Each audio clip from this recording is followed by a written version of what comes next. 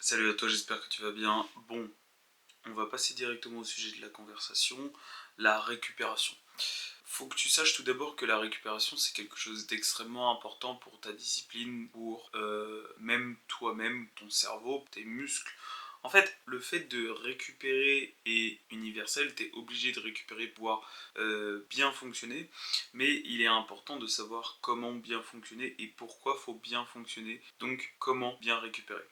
La récupération, c'est primordial. Tu dois impérativement savoir et impérativement connaître les bases. Je sais qu'on t'a souvent parlé du fait de dormir, de bien manger, toutes ces choses-là, et c'est extrêmement important pour la suite, et c'est vrai.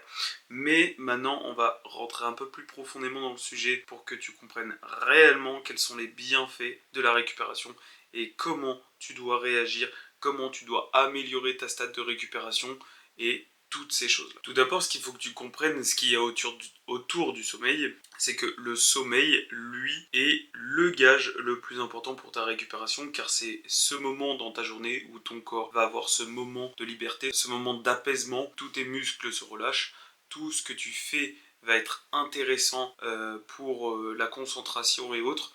Et donc, qu'est-ce qui va être intéressant dans le fait de jouer sur le sommeil? Le fait de jouer sur le sommeil, ça va énormément, j'ai bien énormément réduire tes courbatures. Souvent, c'est ce qu'on a, et au bout d'un moment, c'est pas qu'on a plus de courbatures, mais c'est qu'on les sent moins. Et c'est qu'elles sont difficiles à optimiser. Donc dans ce gage-là, on te propose souvent 7 à 8 heures de sommeil. Les 7 à 8 heures de sommeil sont extrêmement importants, mais si tu restes 7 à 8 heures dans ton lit et que tu n'arrives pas à dormir, ou alors que tu trouves des solutions pour ne pas dormir, bah franchement ça va te bloquer. Donc qu'est-ce que je peux te proposer? Supprimer le téléphone, j'ai essayé, ça ne fonctionne pas, du moins pour moi. Donc je vais te donner des méthodes qui sont plutôt intelligentes, c'est de garder ton téléphone loin. Je m'explique. Je ne te demande pas de supprimer le téléphone, je te demande de trouver une solution pour que la lumière bleue soit moins impactante pour tes yeux. C'est pour ça que souvent, dans les chambres, on a une télé qui est assez loin. La télé est certes là pour avoir une animation dans ta soirée ou quoi que ce soit, mais elle est assez loin pour pas que tu sois trop dirigé vers ce côté de lumière bleue et donc ce côté où il fait toujours jour. Aussi, ce qui va être intéressant pour toi, c'est de mettre une veille. Pourquoi mettre une veille? Parce que, en fait, on a toujours ce biais, on a toujours ce besoin d'être dans un noir complet. Alors, si ta télé reste allumée toute ta nuit, bah, tu vas pas avoir ce côté noir complet et donc ton sommeil va pas être assez récupérateur. Donc, pour toutes les personnes qui sont là, soit tu prends ton téléphone, tu mets une vidéo et tu mets lecture à bannir, donc lecture en continu à bannir. Soit ce que tu fais, c'est que tu prends ta télé et tu mets une veille au bout de 30 minutes, ce qui te laisse suffisamment de temps pour t'endormir. Bien évidemment, je vais pas te conseiller de garder ton téléphone à 2 cm de toi, c'est une connerie. Et bien évidemment, si tu es avec quelqu'un, la personne qui va regarder la télé va avoir la flemme d'éteindre la télé. Donc justement, faut que tu t'habitues, ou du moins faut que tu trouves une solution pour être en accord avec elle. Et donc cette solution, elle est parfaite pour toi. Une veille, ou alors arrêter la lecture en continu sur tes appareils. Secondo, les jours où tu vas ne rien faire. Alors c'est un peu idéologique parce que les jours où tu vas rien faire, c'est les jours où tu vas faire le plus de trucs. Je m'explique. Les jours où tu ne vas pas à la salle, donc par exemple le mercredi ou les week-ends, c'est souvent le moment de ta semaine où tu fais le plus de choses. C'est souvent le moment de ta semaine où tu décides de juste kiffer, que ce soit avec tes potes, que ce soit pour sortir, que ce soit pour manger, toutes ces choses-là, et donc il faut que tu sois sacrément intelligent dans le ne rien faire. Quand on dit ne rien faire, c'est ne pas aller à la salle, c'est pas ne rien faire et rester assis sur ton canapé. Non, il faut quand même que tu décides de bouger un petit peu, donc ce qui va être intéressant ce jour-là, c'est d'utiliser l'heure où tu vas normalement à la salle pour, je ne sais pas, par exemple sortir marcher avec des amis, faire une activité avec des amis, sportive qui plus est, ou alors du moins qui te dépense un tout petit peu, et bien évidemment tu peux travailler sur tes projets. C'est extrêmement important que la musculation est intéressant sur le long terme parce qu'elle t'offre le physique, la concentration, toutes ces choses-là, mais si tu lui offres pas l'opportunité de t'améliorer sur ces autres points, ça sert à rien d'avoir un physique. La surcharge progressive. Alors, quel est le lien entre la récupération et la surcharge progressive? Et bah, c'est là que tu vas voir ta ta récupération est suffisante. C'est dans ce genre de paramètres que tu vas voir que tu as plus ou moins fait les choses bien la veille. Par exemple, si tu es sur un exercice, tu avais envie de faire plus, mais que tu es en maintien ou moins bien, désolé de te dire que ta récupération n'a pas été bonne, tu vois. Elle n'a pas été assez conséquente à ce que tu le souhaitais. Pour être plus précis, imaginons tu avais un objectif de 12 répétitions, tu te retrouves à faire 10 répétitions, voire 8 répétitions. Là, tu sais d'avance que c'est peut-être pas ton alimentation, peut-être pas ta surcharge progressive qui a été mauvaise, c'est tout simplement ta récupération qui a été très très sous-estimée. T'as peut-être dormi 2 heures dans la nuit et c'est peut-être pas ce qu'il te fallait pour justement performer ce jour-là. Et donc, faut pas que tu t'en veuilles, faut que tu suives ta prog. Et si tu peux, tu mets dans tes notes justement que tu avais seulement dormi 2 heures pour que la prochaine fois, tu puisses faire un nombre équivalent à la semaine passée. Voilà, moi c'est ce que je te conseille. Faut que tu l'appliques parce que si tu rajoutes pas de notes ou de retour, en fait, la semaine prochaine, tu auras oublié. Tu ne sauras pas ce qui se passe. Donc, donne tout à fond dans toutes tes séances, mais si tu vois que tu as un manque de motivation, si tu vois que tu as de la fatigue qui se crée, si tu vois que tout simplement tu performes pas, c'est que ta récupération était à chier. Cependant, n'utilise pas cette excuse de ma récupération a été à chier pour ne rien faire pendant tes séances. Aussi, ce qui va entreprendre le fait que ta récupération soit bonne, l'alimentation est bonne, mais je m'explique. Quand tu commences, on va dire, ta journée, tu décides de manger, puis tu vas faire ta séance, puis tu vas manger, puis tu vas aller te coucher. Jusque-là, c'est cool. Le fait de manger va pouvoir balancer un maximum d'énergie à ton métabolisme pour qu'il poursuive en fait sa route dans laquelle tu vas utiliser l'énergie toute la journée. Sauf que la nuit, tu continues quand même à digérer. Ton système digestif est toujours en marche. Il est donc important que avant et après, tu puisses l'aider pendant cette étape parce que tu vas rester pendant 9 heures à ne rien faire. Et donc comment tu vas aider ton métabolisme? Alors c'est très simple. Soit ce que je peux te conseiller, c'est de boire de l'eau chaude. C'est généralement mieux si tu prends un thé. Pourquoi l'eau chaude va être intéressante? Parce que l'eau chaude aide à la digestion, contrairement à l'eau froide. Donc commence de suite à prendre un petit peu de thé le soir, un petit peu de thé le matin, parce que c'est ridicule, hein, mais je te montrerai des études qui ont été faites là.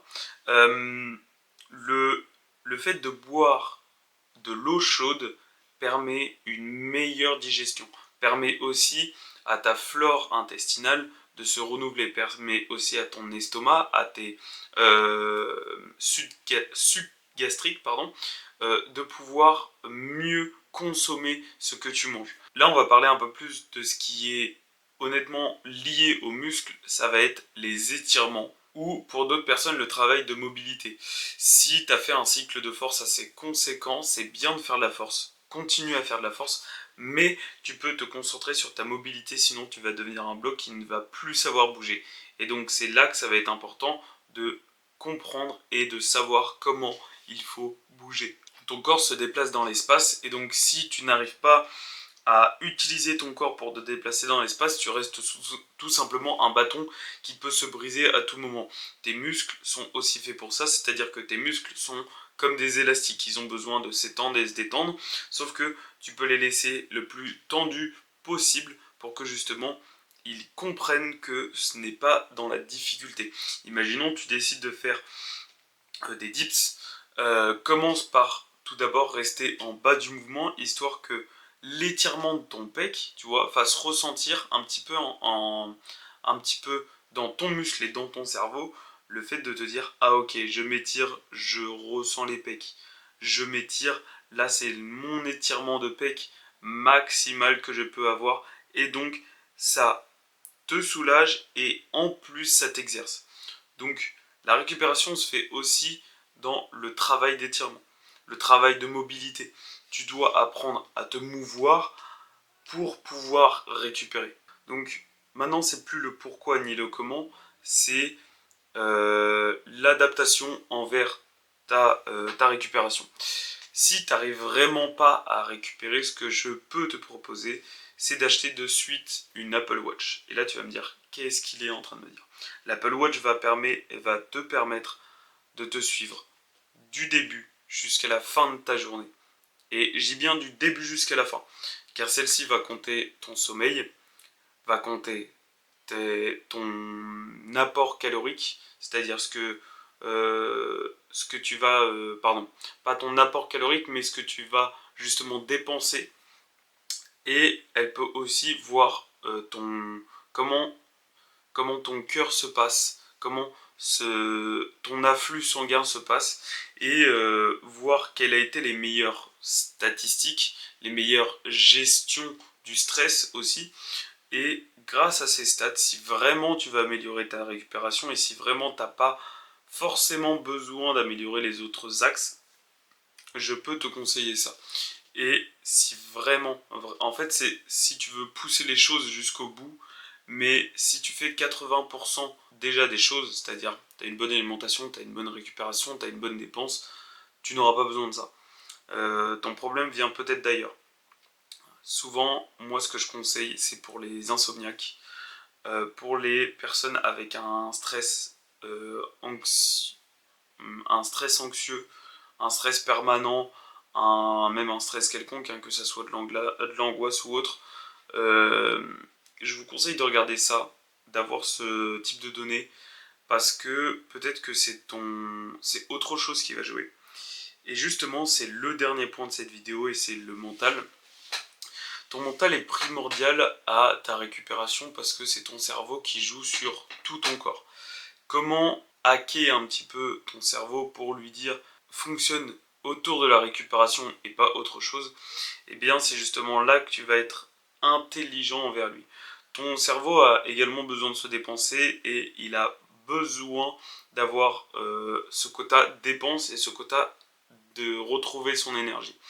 Donc, c'est là où tu vas détruire ton cerveau pour suffisamment te dépenser chaque jour et suffisamment le dépenser chaque jour. Que ça soit avec des livres, que ça soit en connaissances, que ça soit en utilisant ton énergie comme là je fais moi en face de ma caméra à te parler. En fait, il y a beaucoup de choses, il y a beaucoup de choses que tu peux utiliser pour justement fatiguer ton cerveau, car c'est lui la priorité, et même si tu n'es pas fatigué physiquement, mais tu es fatigué mentalement, tu vas avoir plus tendance à trouver la fatigue quand tu es fatigué mentalement que physiquement. Donc, prends la priorité là-dessus. Ne prends pas la priorité sur ton physique, même si elle est importante. En général, c'est ça, c'est que tu manques beaucoup de fatigue mentale. Tu as ton énergie mentale qui est sûrement à 50% à la fin de ta journée.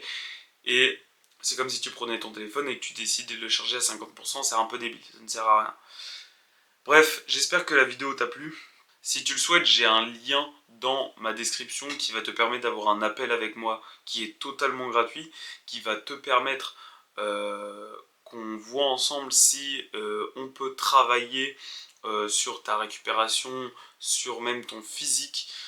J'aide beaucoup d'hommes à perdre le gras du ventre, ce qui est souvent le problème chez beaucoup d'hommes. Et donc si tu es intéressé, viens, prends ton appel et on en parle de suite. J'espère que la vidéo t'a plu.